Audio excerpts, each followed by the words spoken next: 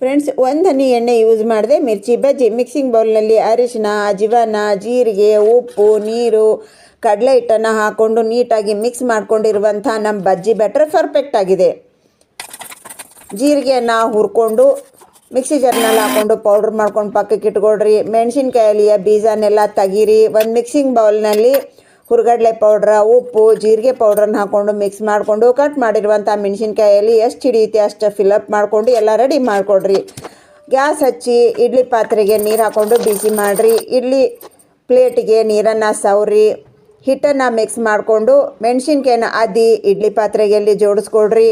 ಜೋಡಿಸ್ಕೊಂಡಿರುವಂಥ ಇಡ್ಲಿ ಸ್ಟ್ಯಾಂಡನ್ನು ಕುದೀತಿರುವಂಥ ನೀರಿನಲ್ಲಿ ಹಾಕಿ ಒಂದು 3 ವಿಜಿಲ್ ಮಾಡಿಕೊಂಡು ತೆಗೆದು ಒಂದು 2 ನಿಮಿಷ ಬಿಟ್ಟು ತೆಗೀರಿ. ನಮ್ಮ ಎಣ್ಣೆ ಇಲ್ಲದ ಪರ್ಫೆಕ್ಟ್ ಆಗಿರುವಂಥ ಮೆಣಸಿನ್ಕಾಯಿ ಬಜ್ಜಿ, ಆರೋಗ್ಯಕರವಾದ ಬಜ್ಜಿ ಟ್ರೈ ಮಾಡಿರಿ. Thanks for watching. ಬಾಯ್.